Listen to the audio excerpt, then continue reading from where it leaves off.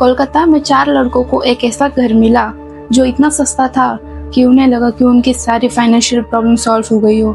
लेकिन घर में शिफ्ट होने के बाद उनमें से एक लड़के ने कुछ ऐसा देखा, उसके बाद उसकी हालत बहुत तरीके से खराब हो गई। घर में रोज झगड़े होने लगे, मारपीट होने लगी।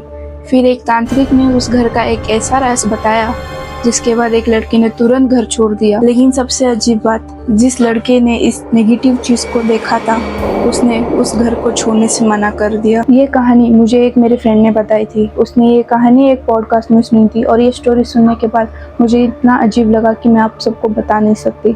सो hello everyone, I am Swati and you are watching.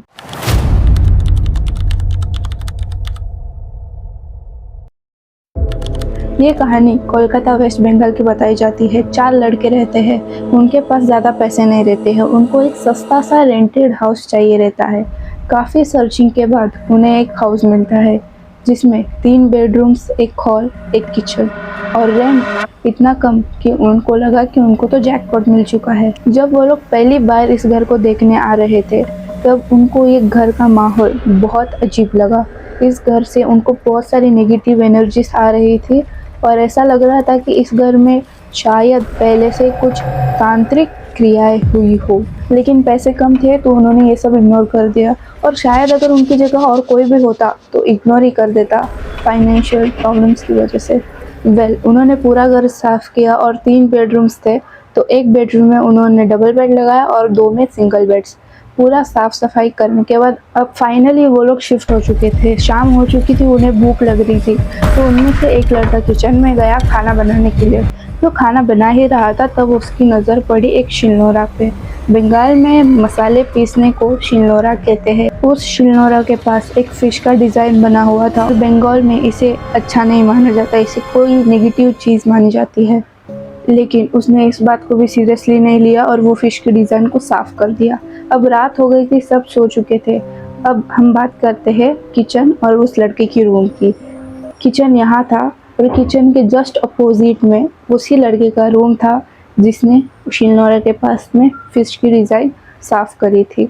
अब रात हो गई थी, रात के बीचों बीच उसी लड़के की नींद खुलती है जिसने शिलनोरा के पास का फिश डिज़ाइन साफ किया था। उसकी नींद खुलती है, प्यास लगती है उसको तो वो किचन में जाता है पानी पीने। तो वो पानी पी ही रहा था। पानी पी के वो जैसे ही अपने रूम की तरफ बढ़ रहा था उसे लगा कि उसके पीछे कोई तो है, पर उसने पीछे मुड़ के नहीं देखा। उसको बहुत डर लग रहा था फिर भी उसने नहीं देखा और अपने वो रूम की तरफ बढ़ता चला गया। रूम का जैसे ही उसने दरवाज़ा खोला और बंद करने के बहाने उसने किचन की तरफ देखा कि किचन में है कौन। और जो उसने देखा उसके बाद वो पूरा हिल गया। किचन के एक कॉर्नर में एक लड़की बैठी हुई थी, सफ़ेद कपड़े और लंबे बाल लेके। वो इतना डर गया कि उसने अपना रूम का दरवाज़ा बंद किया और सोने चला गया। उसको उस रात बिल्कुल भी नींद नहीं आई और अगली सुबह जब वो उठा उसके शरीर में इतना पेन हो रहा था, उसको इतना बुखार चढ़ गया था, उसकी पूरी तबीयत खराब हो चुकी थी। वो पूरे ऐसे जीने के स्थिति में नहीं था। उसको हॉस्पिटल को लेके जाया गया, एडमिट किया गया और इलाज करके वापस लाया गया। उस रात के बाद से उस घर में झगड़े होने लगे, मारपीट होने लगी, सबकी तबीयत खराब होने लगी और बहुत मिस्टीरियस चीज़ें उस घर में होने लगी थी उस रात के बाद से। तो अभी 3 लड़कों ने मिलके एक फैसला लिया कि हम इसका सॉल्यूशन निकालेंगे। वो लोग वेस्ट बंगाल के मशहूर तारापीठ मंदिर गए। तारापीठ माँ तारा का एक प्रसिद्ध मंदिरों में से एक है। वहाँ लोग इसी चीज़ों से छुटकारा पाने के लिए जाते हैं।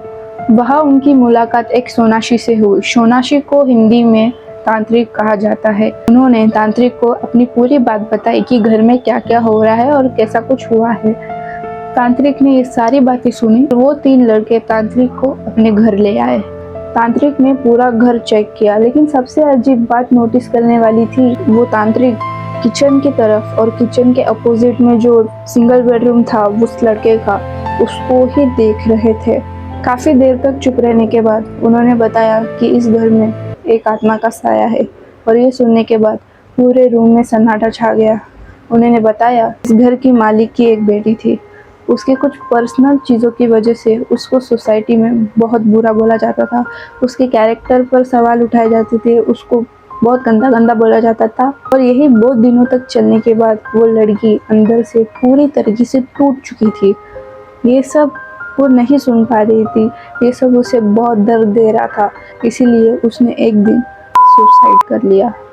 तांत्रिक ने कहा कि इस इंसिडेंट के बाद इस घर में बहुत सारी तांत्रिक क्रियाएं की गई, काला जादू किया गया, लेकिन शायद अभी भी कुछ वहाँ बाकी था। ये सब सुनने के बाद एक लड़के ने तुरंत ही घर छोड़ दिया और 2 लड़के भी जाना चाहते थे। लेकिन सबसे अजीब बात ये थी कि जिस लड़के ने उस लड़की को किचन में देखा था, उस लड़के ने कहा कि नहीं, मैं इसी घर में रहूँगा। उसके बाद क्या हुआ? क्या वो उसी घर में रहा? क्या उसके साथ फिर और कुछ हुआ? इन सारे सवालों का जवाब किसी को नहीं पता। लेकिन एक बात ज़रूरी है, कभी कभी सस्ती चीज़ों की कीमत बहुत महंगी पड़ सकती है। Thank you for watching this video.